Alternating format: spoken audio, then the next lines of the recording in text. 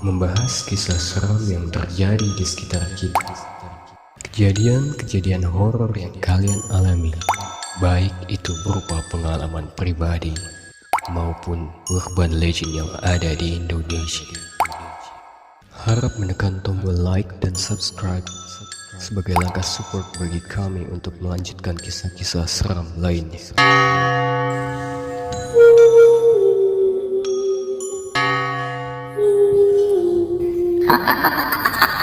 Assalamualaikum warahmatullahi wabarakatuh, dan salam sejahtera untuk semuanya.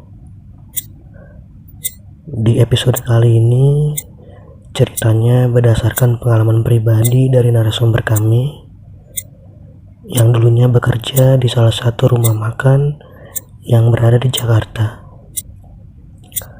Kebetulan rumah makan tersebut terdiri dari 3 lantai, yang dimana lantai satunya adalah rumah makan, lalu lantai 2-nya untuk mes dan tempat penyimpanan bahan makanan, dan di lantai 3-nya itu ruang tanpa atap yang biasa digunakan untuk menjemur.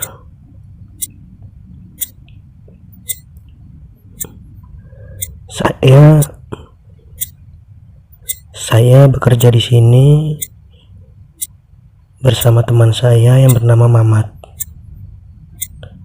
Kami berdua memang memutuskan untuk sekaligus tinggal di sini karena di lantai 2 memang disediakan mes oleh pemilik rumah makan. Ya, kalau dihitung-hitung sekalian jaga rumah makan ini ketika malam hari. Di hari pertama bekerja sampai hari ketiga, saya belum mengalami kejadian aneh. Dan sampai di hari keempat, saya baru mengalami hal-hal yang mulai aneh. Saat itu sudah sekitar jam 9 malam. Saya dan Mamat ingin keluar untuk membeli rokok di warung yang berada di ujung jalan. Ketika baru mau keluar dan mengunci pintu, tiba-tiba terdengar suara pecahan kaca. Saya langsung membuka pintu dan lari ke dalam. Setelah dicek, ternyata cermin yang menggantung di dinding sudah terjatuh. Padahal saya melihat paku tempat cermin itu digantung masih kokoh menancap di dinding. Tapi ya udahlah, saya berpikir positif aja dan langsung membersihkan serpihan kaca tersebut.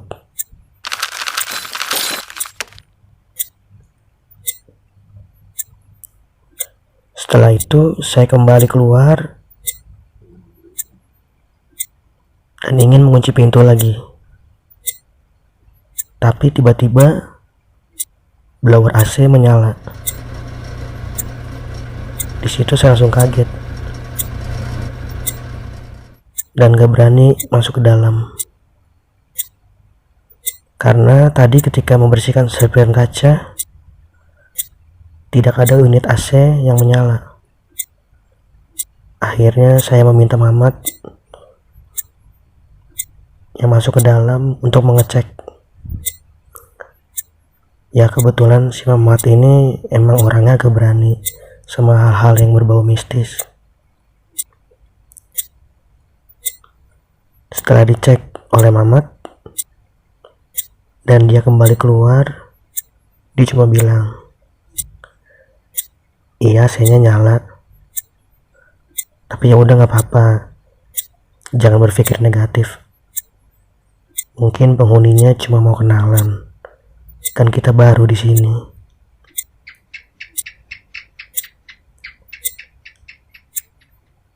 Dan akhirnya kami berdua melanjutkan untuk ke warung pada malam itu.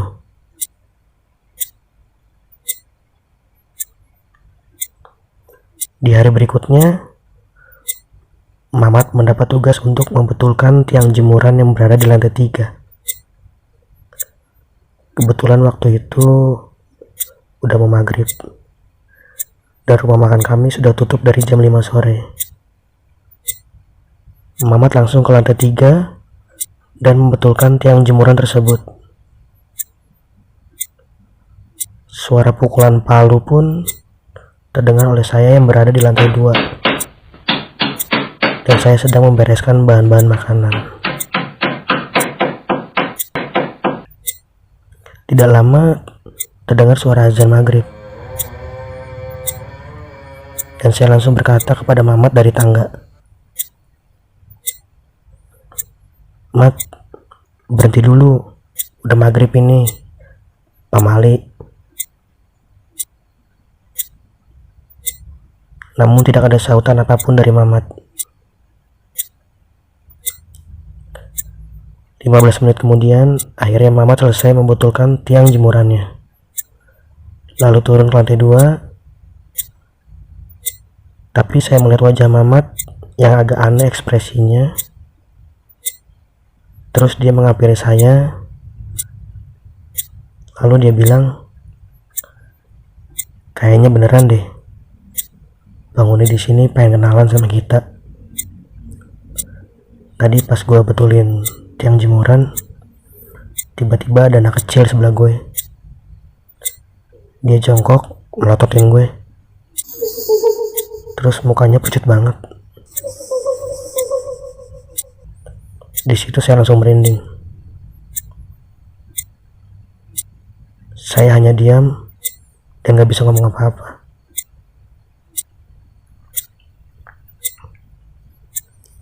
Kejadian seramnya di hari itu belum berhenti. Kejadian berikutnya terjadi sekitar jam 1 malam. Di lantai 2 terdapat 2 kamar. Satu kamar untuk tempat penyimpanan bahan makanan, dan satu kamar lagi untuk kamar mes saya dan juga Mamat. Waktu itu saya terbangun karena merasa kegerahan di kamar. Dan saya memutuskan untuk tidur di kamar penyimpanan bahan makanan karena kebetulan di situ ada AC-nya. Saat itu Mamat pun sudah tertidur pulas. Lalu saya beranjak langsung ke tempat tersebut. Ya, ke ruangan tempat bahan makanan tadi. Ketika saya baru memejamkan mata, tiba-tiba terdengar suara perempuan bersenandung.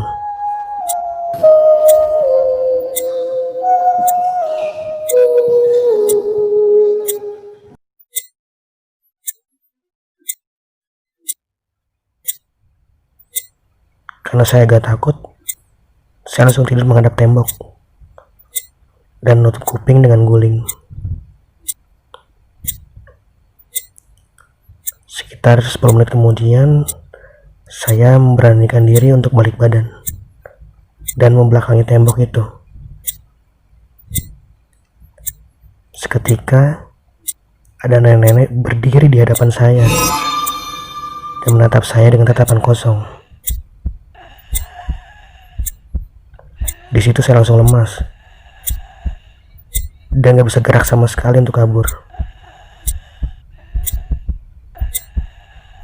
Saya hanya bisa menutup muka saya dengan guling.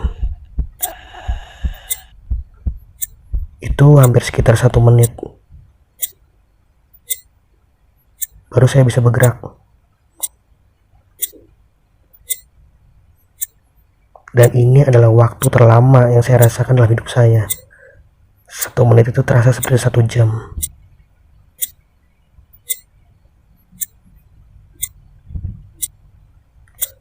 Lalu saya kembali ke kamar mes di mana Mamat berada. Dan untungnya bisa tertidur pulas.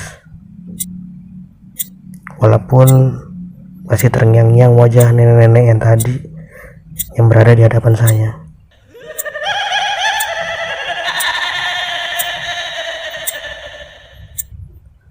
Lalu keesokan paginya saya menceritakan kejadian semalam kepada Mamat. Dan akhirnya kami berdua memutuskan untuk berhenti bekerja di rumah makan itu pada sore harinya.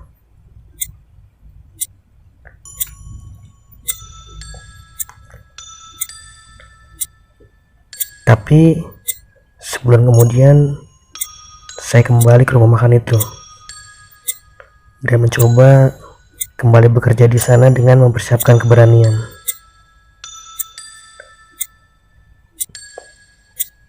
Akan tetapi ternyata rumah makan itu sudah tutup dan terlihat kosong. Lalu kami coba bertanya ke warung yang berada di ujung jalan, yang pada saat itu tempat kami membeli rokok.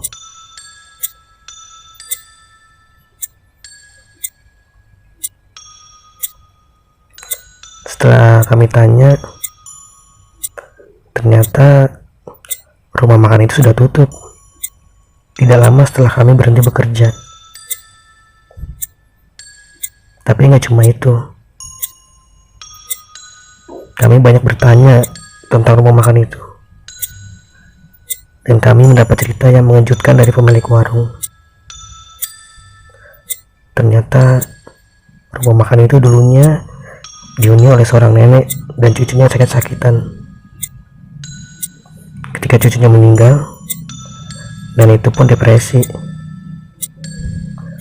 Dan tidak lama kemudian, nenek itu meninggal karena sakit paru-paru. Sekian untuk cerita episode kali ini,